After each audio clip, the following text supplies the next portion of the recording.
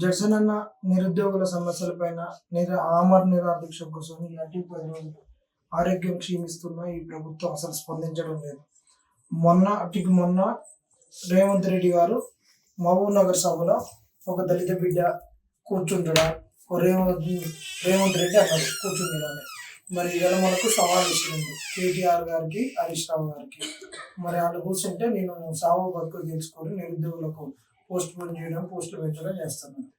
మరి వాళ్ళ సావు బతుకు తెలుసుకోమన్నాం. మరి ఇక్కడ ఒక దళిత బిడ్డ 10 రోజులు చదివి దీక్ష కూర్చొని ఆరోగ్యం క్షీణిస్తుంటే మరి నీ కాంగ్రెస్ వాళ్ళని ఎందుకు పంపలేదు? నీ కాంగ్రెస్ వాళ్ళు ఈరోజు అనుభవిస్తున్న భోగాలు ఎవరి త్యాగాల వల్ల వచ్చినాయి? జడ్సన్ అన్న త్యాగం వల్ల. ఇప్పుడు ఆయన ఎవరి కొరకైతే, డిమాండ్ కొరకైతే ఈరోజు నిరాదీక్ష కూర్చుండో వాళ్ళ కష్టాల వల్ల, వాళ్ళ త్యాగాల వల్ల, వాళ్ళ కృషి వల్ల ఈరోజు నీ కాంగ్రెస్ పార్టీ అధికారంలోకి వచ్చింది. జడ్సన్ అన్నను మర్చిపోయారు.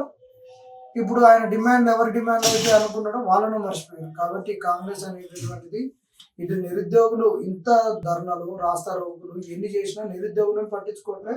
వాళ్ళ గొడవలనైనా, వాళ్ళ ధర్నాలైనా అవహేళన చేయడము, పార్టీ రంగులు పులవడమే చేస్తుంది. జడ్సన్ అన్న దీక్షను ఉల్లంఘించినా కానీ ఆయన గురించి పట్టించుకోవట్లే.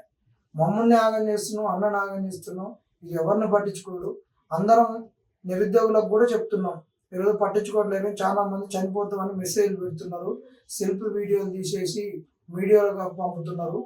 వాళ్ళకు కోరుతున్నాం ఏంటంటే బతికుండి సాధించుకుందామని.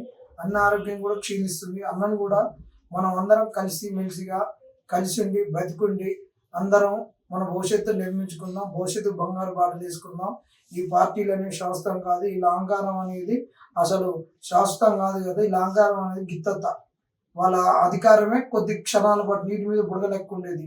ఈయన పదవి మరి ఈయన ఎన్ని రోజులు ఉంటాడో ఏందో ఆయనే తెలుసుకోవాలి. కాబట్టి జడ్సన్ అన్న ఆరోగ్యాన్ని కాపాడుకోవాలని ఎంత ప్రయత్నించినా అన్న దీక్ష విరమించడం లేదు. ఎట్టి పరిస్థితుల్లో రేపటికైనా దీక్షను విరమించే ప్రయత్నం చేద్దాం. ఇప్పుడే గౌరవ మంత్రి మోతుపల్లి నరసింహన్న గారు వచ్చిపోయారు, విఠలన్న, పృథ్వీ అన్న, మిగతా అందరూ వచ్చి అన్నను కన్విన్స్ చేసిరు.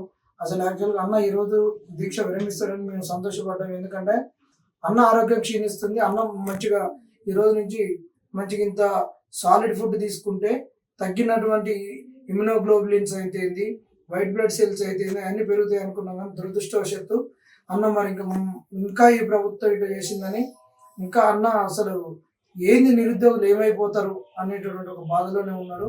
అన్నను మనం కాపాడుకోవడం మన ధర్మం. ఖచ్చితంగా రేపు అయితే రాండి, రేపు కన్విన్స్ చేద్దాం. రేపు 10కి ఖచ్చితంగా కంచర్ల అపార్ట్మెంట్ కాడికి, గోల్కొండ చౌరస్తా దగ్గరికి, సిఐటి ఆఫీస్ పక్కనకి రామాన్ని నిరుద్యోగులందరినీ వేడుకోవడం జరుగుతుంది. మనందరం కలిసి ఒప్పించి అన్న దీక్షను విరమింపజేద్దాం.